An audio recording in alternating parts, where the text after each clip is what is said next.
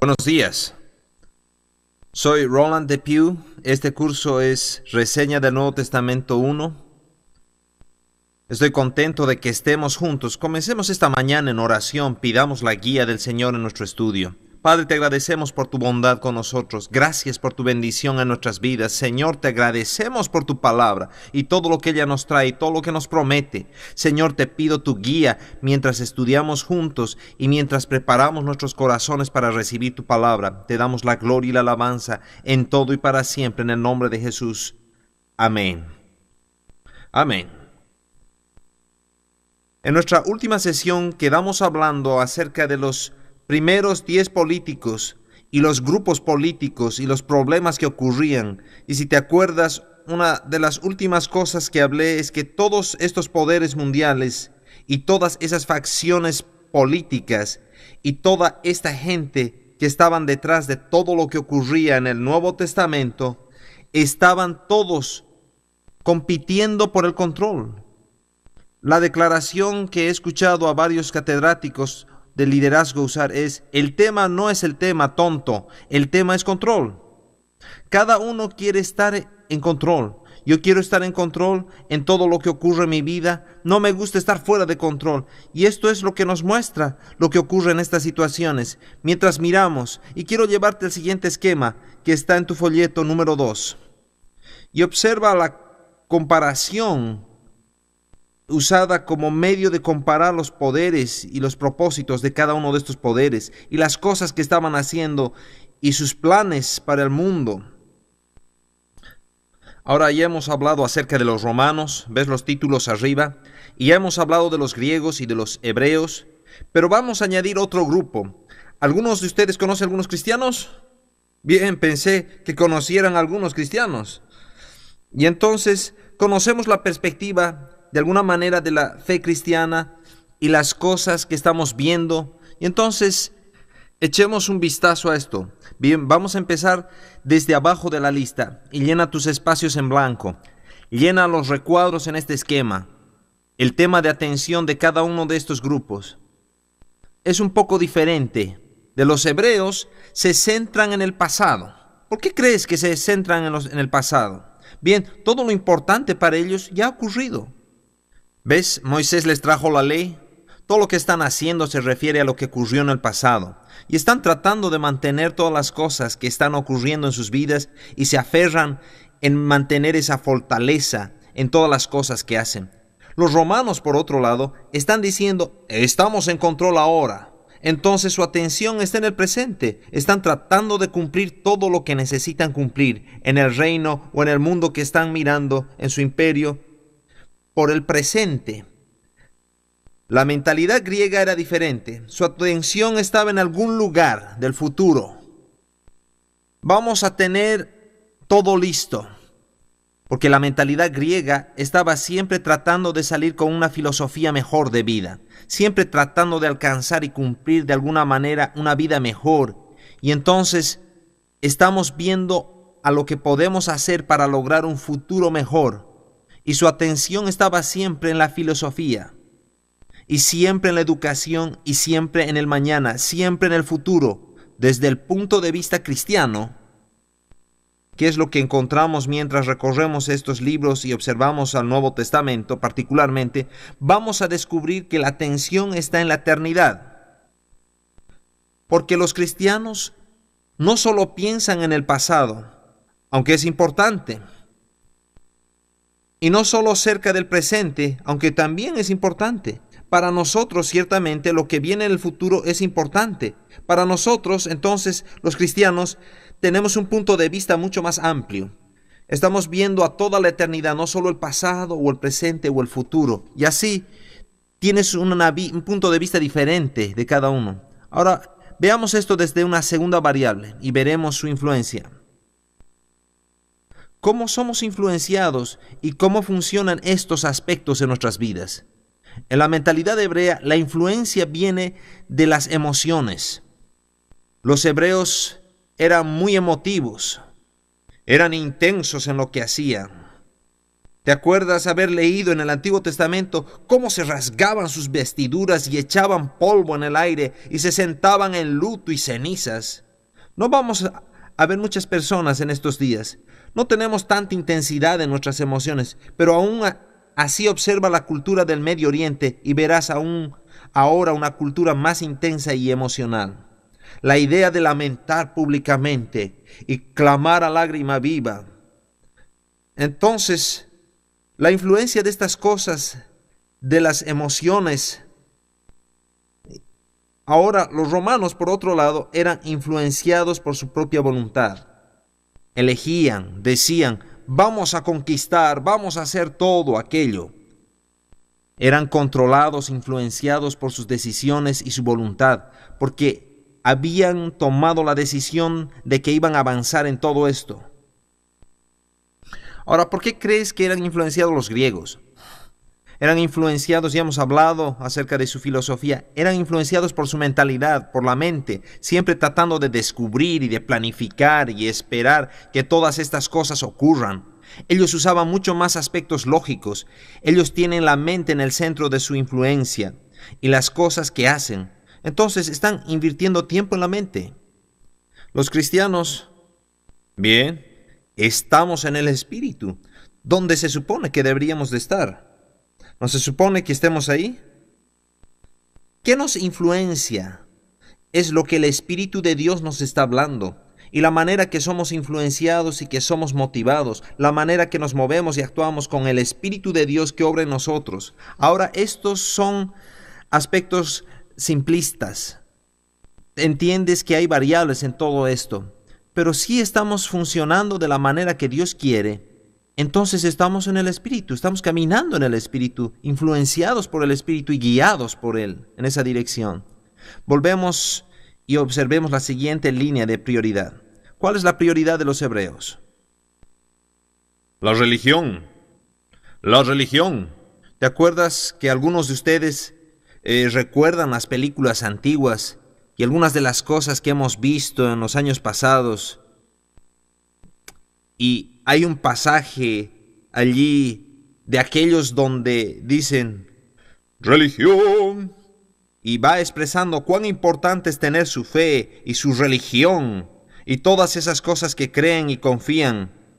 Él aún habla, si yo fuera rico. ¿Algunos de ustedes se acuerdan de eso? Bien.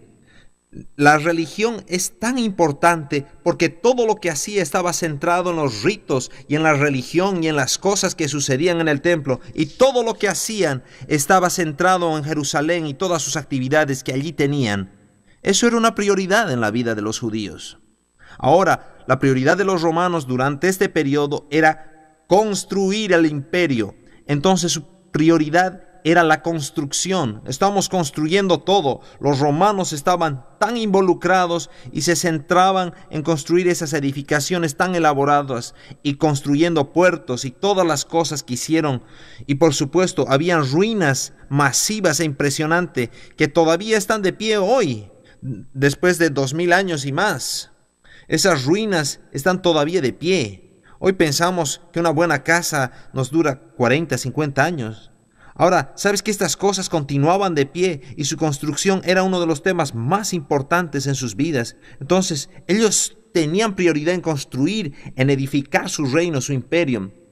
La prioridad de los griegos era educar la mente, educar a la gente, establecer esa filosofía, tener esas cosas en sus vidas y tener esas cosas en sus mentes. Entonces la educación se convierte en lo más importante. Para los cristianos la prioridad se convierte en lo que Dios nos está diciendo hoy. Y esa es una revelación. Revelación es lo que Dios nos está hablando ahora. Porque los cristianos tenemos una manera de pensar diferente que estos otros grupos. Tenemos una prioridad diferente en nuestras vidas, porque necesitamos revelación de Dios cada día, obrando en nuestras vidas y obrando en las situaciones. ¿Cuál es nuestra meta? Vamos a la siguiente línea. La meta de estos 4 grupos de personas, la meta hebrea era mantener su tradición. Tenemos que mantener todo funcionando correctamente. Dios nos ha dado un sistema y funciona, bueno, más o menos, y tenemos que mantenerlo. Tenemos que mantener este sistema funcionando, nuestras tradiciones, mantener la religión, mantenernos concentrados en estas cosas que hemos hecho y así las mantenemos diariamente. Ahora, en el Antiguo Testamento hay una descripción de un ritual diario que los judíos llamaban Tamid. Y cada día, cada mañana y cada tarde, ellos entraban al lugar santo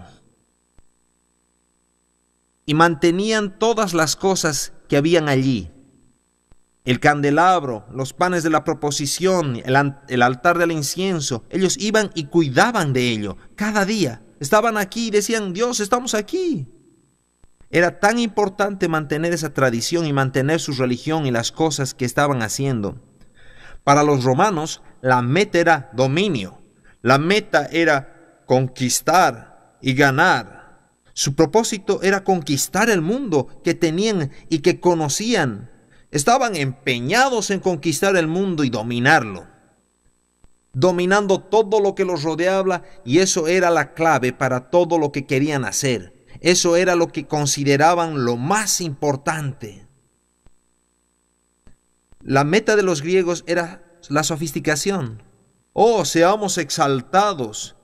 Si tan solo podemos descubrir esto, si tan solo podemos pensar todo eso rigurosamente y establecer nuestra filosofía, entonces seremos muy sofisticados y estaremos orgullosos. Hemos hecho tan buen trabajo, lo hemos conseguido. Y la filosofía griega y la mentalidad griega era más hacia aquellas cosas. No estaba en la guerra como los otros, solo inicialmente, por supuesto, con Alejandro Magno, que era un guerrero, pero después que pasó la era de oro griega y es dominada así por algunas personas, ese era el tiempo de descubrir toda la filosofía y conseguir aquellas cosas. Eran sofisticados. ¿Cuál es la meta de los cristianos? Alcanzar el mundo, difundir el evangelio, evangelizar. Sería la palabra más sencilla para describirla. Debemos evangelizar el mundo. La meta cristiana no es volverse sofisticado, no es acerca de construir grandes templos o grandes proyectos de construcciones. No se trata de mantener el pasado. Nuestra meta como cristianos es evangelizar y alcanzar al mundo, tocar las vidas de las personas y hacer esta clase de cosas. Con todo ello, ¿de dónde viene nuestra autoridad? Es la siguiente línea, vamos a la siguiente. ¿De dónde viene la autoridad y dónde basamos nuestra autoridad? Bien, los judíos basaban su autoridad en la ley, los 10 mandamientos. No harás esto o harás aquello otro. Su autoridad viene de la ley y el hecho que Dios les ha dado la ley y lo que Dios dijo era lo que contaba. Ahora, yo puedo estar de acuerdo con aquello, ¿no es así? La autoridad de la palabra de Dios aún continúa en autoridad en nuestras vidas, pero se centraba en mantener la ley. Ellos vieron que toda su autoridad venía de la ley. ¿De dónde derivaban su autoridad los romanos? Bien, venía de la ciudad de Roma y especialmente del César. Toda autoridad romana está basada en el hecho que César está en control. Él tiene suficiente autoridad, tiene suficiente poder, él está manejando un gran cetro que todos le prestan atención. Entonces, su autoridad viene del poder político que ostenta el César. Los griegos derivan su autoridad de su cultura. Ellos contemplan su cultura y dicen, mirad lo que hemos hecho. Porque todos estamos de acuerdo con esto y todos vivimos en esta cultura y todos amamos el sistema porque trabajamos juntos, nos controlamos mutuamente. Los griegos son los que nos dan la idea de la democracia, en el hecho que nos dan la idea que cada uno tiene que tener una parte en esto. Y así la cultura a nuestro alrededor de nosotros nos confiere la misma voz y el mismo voto. Y esto está bien, hasta que llegamos al punto que alguien tiene que tomar una decisión. Y luego todos tienen entre manos una decisión. Y eso no siempre funciona, ¿no es así? Alguien tiene que tener la autoridad final en todas esas cosas. Pero los griegos se basan en esa idea amplia de cultura. toda la cultura. ¿Quién es la base de nuestra autoridad como cristianos? Jesucristo. Se convierte en la autoridad de todo lo que hacemos, entonces lo ponemos en la posición. Cristo es la cabeza de la iglesia, como Pablo lo describe, y nosotros parte del cuerpo. ¿Dónde pertenecemos en el cuerpo de Cristo? Bien, sabes que hay muchas respuestas a esto, pero todos sabemos quién es la cabeza, ¿no es así? Cristo se convierte en la base de la autoridad en todo. Ahora vemos estas cosas y las usamos como un resumen de todo esto para que podamos ver las dos líneas finales. Tenemos 4 escritores de los evangelios y ubiquémoslos en esto. ¿Quién escribió a los hebreos? Bien, Mateo escribió a los hebreos. Mateo escribe a los hebreos porque cita el Antiguo Testamento frecuentemente. Vamos a hablar de eso más adelante. Él escribe a la mentalidad hebrea. Él está escribiendo su versión del evangelio con un propósito de alcanzar a la audiencia hebrea, dejándoles saber que Jesús es el Mesías, que toda su tradición, toda su religión, toda su ley, todo lo que tiene y todo lo que consideran importante, todo lo que está en esa columna arriba que ya hemos comentado, para que ellos puedan entender, para que los judíos puedan entender que Él es el que decía que era. Eso es lo que Mateo escribe. Permítame avanzar y hacer ambas columnas aquí, en ambas líneas. Una vez que Mateo se concentra en su tema, que es el Mesías. Mateo habla del Mesías, el rey del reino, y usa ese tema una y otra vez. Tú lo ves redundar en ello muchas veces a través del libro de Mateo. Él se centra en el Mesías. ¿Y por qué lo hace? Todo eso se conecta con la mentalidad judía, porque se estaban centrando en la ley y en los profetas. Y la ley y los profetas habían profetizado desde el principio que vendría aquel, sería un ungido, un Mesías, alguien que los liberaría de sus pecados. Había una profecía que dijo que salvaría a su pueblo de sus pecados. Y ahora, tú sabes, ellos estaban siempre buscando esta persona. Mateo les escribe y les dice, aquí está Él. Déjenme mostrarles. Y él escribe su versión del Evangelio desde este punto de vista. ¿Quién escribe a los romanos? Veamos la siguiente columna. El escritor allí es Marcos.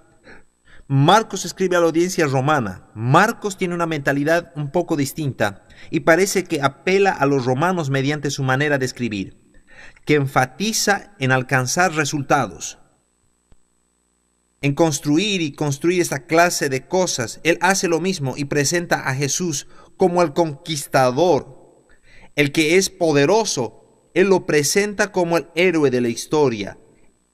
Él no lo presenta mucho, bien, vamos a ver de esto más adelante, pero no nos presenta mucho de lo que Jesús enseñó.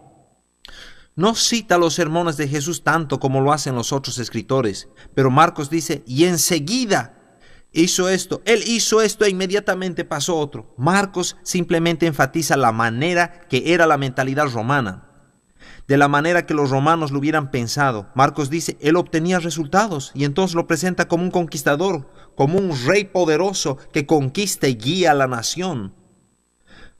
Vayamos a la siguiente, Lucas. Lucas escribe primordialmente para la mentalidad griega y encaja realmente bien, porque eso es lo que Lucas era. Lucas era griego y creció con una mentalidad griega. Y este mundo griego en el que él vivía, él es entonces así que Lucas les escribe a ellas. Les escribe a los griegos, primeramente. Ahora, ¿cómo enfatiza aquello que los griegos valoran acerca de la mente, acerca de la educación, de ser sofisticados? Entonces ellos se concentran en ellos mismos. Bien, Lucas describe a Jesús como el Hijo del Hombre. Una y otra vez, él usa esa frase que lo describe como Hijo Divino. Y entonces su tema es que Él es el Hijo del Hombre o es divino. Él es Dios hombre y pone mucho énfasis en su humanidad. Vamos a ver cuando observemos cómo describe más detalles acerca de su nacimiento y acerca de su muerte y de su pasión. Él describe la humanidad de Jesús mucho más que los otros. escritores. Entonces enfatiza que es el Hijo del Hombre y usa esa frase que es original, algo que es original a su escritura, a su manera de escribir, y escribe para que los griegos puedan entender quién era Jesús. Y finalmente Juan escribe para todos nosotros los cristianos. Juan escribe acerca del Hijo de Dios y enfatiza que es el Hijo de Dios, que es su Hijo, que es deidad, divinidad, que viene a la tierra y era Dios. También era hombre. Entonces enfatiza y enfoca todo en una dirección diferente, de un punto diferente, un poco diferente que los otros escritores. Él enfatiza cuán divino es y cuán majestuoso y maravilloso es Él. Juan nos da una visión muy diferente y un pensamiento muy diferente en relación a todo esto. Ahora, ¿qué es este esquema que hice para ti? Espero que puedas resumir y ayudarte a ver las mentalidades diferentes énfasis, porque vamos a ver los 4 evangelios y vamos a tratar estos aspectos en mayor detalle. Mientras vamos adelante y mientras tú continúas, podrás regresar a esto y ver una y otra vez que había un plan y un propósito que Dios tenía. Por eso necesitamos 4 historias diferentes, 4 escritores diferentes que nos cuenten el evangelio. A veces usamos este término, decimos, hay 4 evangelios.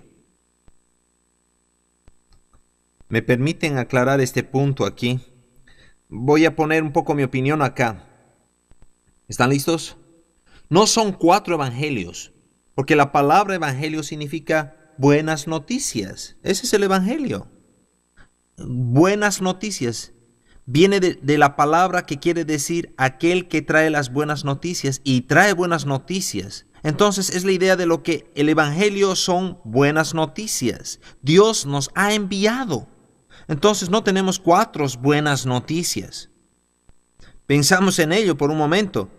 Tenemos 4 versiones distintas de las buenas noticias. Tenemos 4 distintos escritores que nos muestran diferentes detalles del Mesías. ¿Y qué pasaría si no tuviéramos a Juan? Nos faltaría esa parte de la información. Si no lo tendríamos a Mateo, nos faltaría esa parte de la información que realmente la necesitamos. Necesitamos a todos estos escritores, todo lo que nos brindan y de la manera que lo presentan, porque tenemos 4 versiones, 4 testigos. Tú puedes decir, no todos fueron testigos presenciales. Vamos a hablar de eso más adelante, pero son 4 aspectos diferentes del Mesías y todo lo que nos brindan. Entonces vamos a ver todos estos diferentes aspectos. Recapitulemos y revisemos todo lo que ocurrió. Aquí en Gálatas 4, verso 4, te lo cité anteriormente. Dice, pero cuando vino el cumplimiento del tiempo, Dios envió a su Hijo. Dios trajo todas estas cosas y cuando todo estaba preparado en la plenitud del tiempo de Dios, envió a Jesucristo al mundo. Permíteme tomarme un momento aquí. ¿Puedo predicarte por un momento? En la plenitud del tiempo, Dios había planeado y preparado todas estas cosas. Vio todas estas civilizaciones que hablamos, todas las diferentes civilizaciones y poderes mundiales y autoridades que vinieron en este proceso. Mientras Dios prepara cada uno de estos aspectos, ¿puedes ver cuán grande es la historia para que todo este mundo esté listo para recibir al Mesías? Todo el mundo estaba allí haciendo sus propias cosas, pero Dios planeó todo junto y comenzó a traer todo esto para que en la plenitud del tiempo, en el momento preciso, le dijo a Jesús, anda.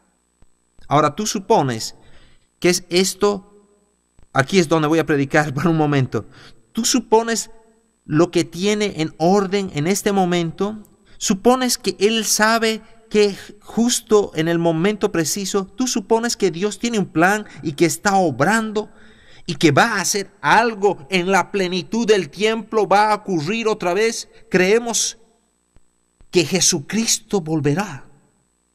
Y a veces nos relajamos y decimos, no sé cuánto volverá. Él puede venir hoy, pero ¿lo hará o no? Y nos preocupamos y nos ponemos tensos en estos aspectos. En la plenitud del tiempo, Dios enviará de regreso. ¿Estarás listo tú? Espero que estés listo.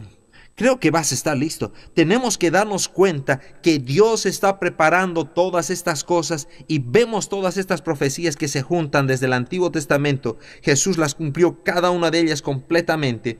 Cuando vemos todo esto, todas las profecías que todavía no se han cumplido, nos damos cuenta que todas estas cosas van a cumplirse y Dios va a cumplir cada una de ellas de la misma manera que lo hizo la primera vez en la plenitud de su tiempo. Ahora, ¿qué hizo Dios para preparar y con qué contamos? Tenemos a los griegos que conquistaron y nos dieron su idioma, porque te acuerdas que lo que hablamos el otro día, el idioma griego se convirtió en el idioma del mundo, era el lenguaje de los negocios, muy parecido a lo que hoy es el inglés. Es el idioma del mundo de negocios. El inglés es muy parecido a lo que era el griego en aquel entonces. Todo aquel involucrado en comercio, en negocios, tenía que aprenderlo. Esa era la situación que era en ese tiempo. Cada persona tenía que hablar el idioma griego para desenvolverse en estos mundos de negocios. Entonces todo el mundo entendía griego. ¿Y cuál es la importancia de esto? Si tú escribes todas estas versiones del Evangelio y hablas acerca de Jesús y puedes hacerlo en ese lenguaje que cada persona puede entender al mismo tiempo, estás haciéndolo fácil diseminar el Evangelio. Y exactamente decir qué pasó, escribir en griego y poder ser traducido rápidamente al griego. Entonces el mundo puede entender. Nunca desde la Torre de Babel, todo el mundo generalmente habló un solo idioma como en este tiempo. Dios tenía su mano en ello, ¿no? ¿Y qué acerca de los romanos? Los romanos habían conquistado todo el mundo hasta el final del mundo conocido entonces. Y por la primera vez toda esta región en el Medio Oriente y en lo que hoy día conocemos como Europa, toda esta área tenía paz y se podía viajar en paz. Los caminos habían sido bien construidos y protegidos. Los romanos habían construido estos caminos. Por eso es que viene este dicho que dice todos los caminos llevan a Roma, porque los romanos habían construido buenos caminos. Solían haber esos senderos de aquí para allá, pero los romanos construyeron esos caminos para que el evangelio pudiera ser diseminado en todas partes. Entonces el imperio tiene paz porque tiene este gran ejército y los caminos están protegidos y puedes caminar con seguridad. ¿Tú crees que Dios no ha hecho esto para que el evangelio se difunda? Yo creo que sí lo hizo y esto era parte del plan, del proceso. Entonces hay unidad a lo largo de todo el imperio. Entonces los griegos nos dieron el idioma, los romanos nos dieron toda esta paz, esta protección, los caminos. Y no nos olvidemos de la contribución que los judíos han hecho. Los judíos, por sus tradiciones y porque tenían esa fe y que la mantuvieron tan cuidadosamente a través de los siglos, Dios les dio la ley de Moisés. Todo esto fue ofrecido en esperanza. Hay una esperanza del Mesías. Alguien iba a venir. Alguien iba a hacernos libres de todas estas dificultades en la vida. Y especialmente comparando con las otras religiones que eran ofrecidas en el mundo en aquellos días, la religión judía ofrecía más esperanza, más seguridad que cualquier otra. Los griegos habían desarrollado sistemas de religión. Pensamos actualmente que es la mitología, pero los griegos tenían su religión, tenían a Zeus en el monte Olympus. Y la mitología griega era un intento de explicar todas las diferentes cosas que estaban ocurriendo en la vida, todos los problemas que ellos enfrentaban. Pero, ¿qué respondía? ¿Le daba a la gente realmente esperanza? Si tú te pones a ver, en realidad todos esos dioses peleando entre ellos, todas estas cosas. Y la mitología griega nos da un grupo de dios que están ahí peleando con sus resentimientos, todas estas cosas. En cambio, la religión judía nos da una esperanza simple y concreta en un Dios eterno. Entonces, los judíos nos han dado una gran diferencia en la relación que hay en el mundo. Los romanos han tomado toda esa idea de religión y la han trasladado a sus propias ideas. Los romanos llamaban a Zeus, Júpiter, en lugar de Zeus. Usaban estos mismos dioses y les cambiaron de nombre y pusieron sus historias. La mitología romana es lo que llamamos religiones misteriosas. Los romanos tenían religión. Ellos creían en religión, en toda esta mitología, básicamente la misma, pero era esa religión misteriosa, era algo diferente. Y si tú vienes y te haces miembro de mi grupo, tenemos un secreto que podemos compartir contigo. Entonces, si tú te unes a nosotros, tú vas a tener la oportunidad de conocer el secreto. Y los únicos que vamos a conocer el secreto somos nosotros. Entonces, ¿ves esto cómo funciona? Hay muchas sociedades secretas que todavía existen en el mundo. Si tú perteneces a nuestro grupo, te vamos a decir, no lo vas a poder descubrir de otra manera. Tienes que primero comprometerte.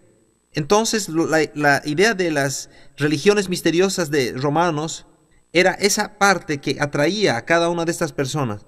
Cuando llegabas a ser parte de su grupo, podías tener esa información y te sentías algo especial. O podías decir, yo ahora ya sé cuál es el secreto. Pero el único problema era que, como ahora lo vemos, cuando llegabas al grupo y te decían el secreto, tú decías, bueno, ¿eso es todo? Y te sentías un poco defraudado. Entonces, pero como ya pertenecías al grupo, ya tenías que mantener, ya tengo el secreto. Pero no satisfacía. No hay satisfacción en la religión griega ni en la romana. Pero los judíos nos dieron una religión estable. Sin el Antiguo Testamento no podemos ni siquiera empezar en el Nuevo. Tenemos que estudiar el Antiguo Testamento para entender muchas de las cosas que están sucediendo en el Nuevo Testamento. Vamos a dejar eso para otra clase. Pero mientras venimos a esta dirección, vemos que los griegos nos han dado su idioma. Los romanos nos han dado toda la paz y la prosperidad de la nación, del imperio, y los judíos nos han provisto con una religión. Ahora es tiempo para que Dios envíe a su Hijo Jesús. Y Jesús, en medio de toda esta situación, ahora es el tiempo correcto para el Mesías. El mundo está listo. Y algunos de ustedes se estarán preguntando, ¿cuándo vamos a entrar en Mateo? Vamos a ir ahí. Estamos afilando el hacha. Si la afilamos el hacha, el camino va a ser más fácil. Hemos estado haciendo eso, afilando el hacha por varias horas ya. Eso nos va a hacer el camino más fácil. Vamos a la siguiente página en tu folleto. Tengo 4 versiones del Evangelio y las comparaciones, quiero que las ves. 4 maneras de ver las buenas noticias, como un escritor lo puso. 4 maneras de ver las buenas noticias. Vamos a ver Mateo, Marcos, Lucas y Juan, y vamos a tener un cuadro más grande de todo esto. Vamos a ver a todo este cuadro. Primero que nada, ¿quiénes son estas personas? ¿Quién es Mateo? Mateo, su ocupación era recolector de impuestos. Era lo que la Biblia dice un publicano. Ya hemos hablado de eso cuando analizamos los 10 políticos principales.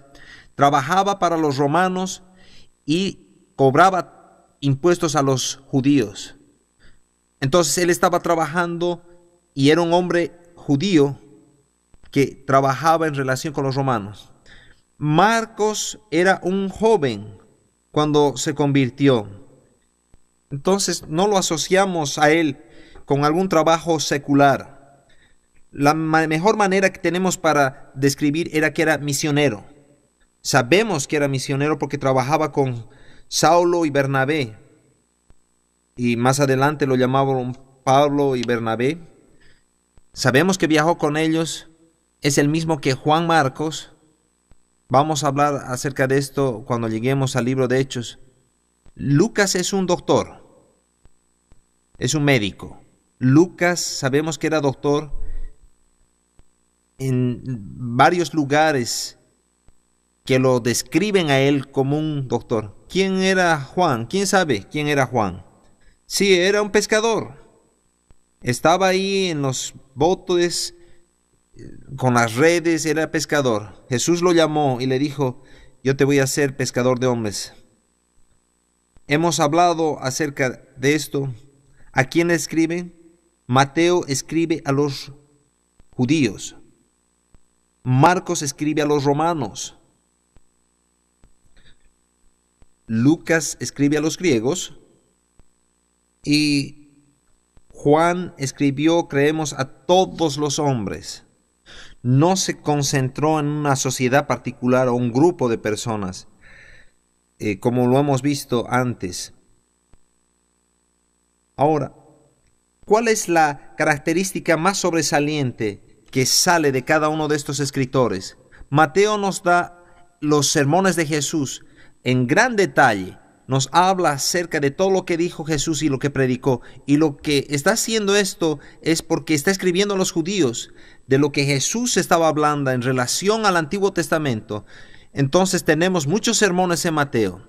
En Marcos enfatiza la acción, él enfatiza los milagros. Marcos nos da mucho acerca de los milagros y de los sobresalientes. Y Marcos nos da muchos detalles de estos milagros. Porque estaba apelando a la mentalidad romana, que decía, cumpliremos algo. ¿Qué hacemos? ¿Qué hace? Entonces él escribe acerca de lo que él hizo y describe los milagros. Lucas nos da mucho más de las parábolas que los otros escritores. Lucas le gusta escribir las historias de Jesús y nos recuerda cómo Jesús describía en sus enseñanzas. Juan, lo más sobresaliente es que Jesús pasa tiempo explicando y enseñando a sus 12 todos los detalles de eso, de sus enseñanzas y cómo los estaba enseñando a otros también. Juan se centra en la enseñanza de Jesús y cómo les ministraba a sus discípulos. Esa es la característica sobresaliente de Juan, que no la tienen los otros. Cada uno de ellos arregla y ordena su material de manera distinta. Mateo tiene sus pensamientos. Mateo usa un arreglo en cuanto a temas. Mateo habla de cada tema que Jesús describe y nos lleva en un orden de temas. No se queda en orden todo el tiempo de los eventos. No está en orden cómo ocurrieron las cosas, sino que Él nos lleva el material de los sermones de Jesús hablando de cada tema. Por el otro lado, Marcos describe más cronológicamente cómo están los eventos ordenados. Y aquí está el día 1, día 2, día 3, etc. Entonces Marcos trata de seguir la historia de Jesús en el orden que ocurrió. Y también lo hace así Lucas. Está también ordenado cronológicamente. Empieza desde el principio hasta el final. Nos da la historia. Nos da la vida de Cristo. La historia. Juan escribe desde el punto de vista de temas. Él deja de lado muchas de las historias que hablan los otros escritores y trata con el tema central que Jesús está hablando. Es en una manera temática y organiza de esta manera su material. Cada uno de ellos tiene una distinta presentación. Mateo es profético. Vamos a hablar esto en detalle más adelante. Pero Mateo enfatiza cómo Jesús cumplió las profecías del Mesías. Y ese es su tono. Déjenme mostrarles que Jesús cumplió las profecías. Mateo se centra en la parte profética. Entonces usa un tono profético. Marcos usa un tono muy práctico. Él dice, esto es lo que ocurrió. Esto es, escribiendo a los romanos otra vez, ellos les interesaba obtener resultados. Entonces él pone y pondera los temas prácticos. Lucas nos da un tono histórico. Él dice, aquí está la historia, es así como ocurrió, este es el arreglo, este es el orden. Y es bastante cronológico y lo da bajo un punto de vista histórico. Entonces un tono histórico es el que sigue. Juan lo categorizamos un poco diferente. Él toca más un tono espiritual. El pensamiento de Juan es, ¿qué está haciendo Jesús en el ámbito del espíritu? ¿Cómo Jesús está revelando y está revelando a Dios a través de él? Y habla de esta parte más espiritual que los otros. Las genealogías, vamos a dedicar tiempo, pero te voy a dar un énfasis en las genealogías más adelante. Mateo registra la genealogía de Jesús y la registra hasta Abraham. Marcos no nos da una genealogía. No hay ninguna en Marcos. No hay ninguna genealogía. Pero la genealogía de Mateo nos registra hasta Abraham. ¿Por qué lo hace así? Porque él está escribiendo a los judíos. Oh, es el padre de los judíos. Lucas nos habla acerca del Hijo del Hombre. Entonces su genealogía nos da todo el camino hasta Adán. Y dice, él es un hombre. Es el hombre perfecto en toda esta situación. Entonces su genealogía nos lleva hasta Adán. Juan no nos da ninguna genealogía. Él no está interesado en probarnos quién era Jesús desde el punto de vista quién lo engendró y todo este aspecto de una generación natural. Esta es una estadística interesante. Las siguientes líneas, hay un montón de números. Y creo que estas estadísticas nos van a revelar cuánto del material de Mateo es hablado directamente por Cristo. 60% del libro de Mateo son citas directamente de Cristo. 60%. Cita a Jesús más que ninguno otro de los otros evangelios. Marcos es 42%. Lucas 50% y Juan también 50%. Estos son números redondos. Nos dan una idea acercada de cuánto de las palabras y los énfasis de las personas ponen en cada parte de estos escritores en distintas áreas. El énfasis de Mateo está en lo que Jesús enseñó. Ahora, las citas del Antiguo Testamento. ¿Cuál creen ustedes que tiene más citas del Antiguo Testamento? Mateo. ¿Por qué creen ustedes que es esto? Yo creo que se han dado cuenta. Porque se escribe a los judíos. Él cita el Antiguo Testamento 53 veces. 53 veces. Y hace referencia al Antiguo Testamento. Sus alusiones al Antiguo Testamento no es una cita directa, sino es una alusión. Son 76 veces. Entonces, 53 directas citas y 76 alusiones al Antiguo Testamento. Entonces, Mateo está constantemente recordándonos que está hablando del Antiguo Testamento. Marcos solo tiene 36 citas del Antiguo Testamento y solamente tiene 27 alusiones al Antiguo Testamento. Entonces, el énfasis de Marcos hace esto escribiendo a los romanos. Ellos no tienen el Antiguo Testamento, no lo han memorizado como los judíos. Entonces no lo está tratando de convencer basado en algo que está escrito o que están familiarizados. Lucas tiene 25 citas del Antiguo Testamento y 42 alusiones al Antiguo Testamento, porque la mentalidad griega dice, queremos conocer más acerca de esto. Ellos no solo estudiaban sus propias filosofías, sino querían saber la filosofía de otros. para comparar. Ellos querían una buena respuesta para cualquier pregunta. Entonces ellos están buscando una gran filosofía, unas grandes ideas. Juan tiene solo 20 citas directas del Antiguo Testamento, pero tiene 107 alusiones o referencias que nos sugieren que esto podían haber estado refiriéndose. Él hace esto porque él no está escribiendo solamente para una audiencia judía, sino para todo aquel que esté interesado en conocer a Jesús. Ellos necesitan saber todo esto. Tiene 20 citas y 105 alusiones al Antiguo Testamento. Ahora, me gusta esto que viene, porque se refiere al material que es original a cada escritor. Creemos que Marcos haya sido la primera persona que escribió. Y ese es el orden que están: Mateo, Marcos, Lucas, Juan. Porque ellos pensaban que Mateo era el primero que había escrito. Y luego Marcos, Lucas y Juan.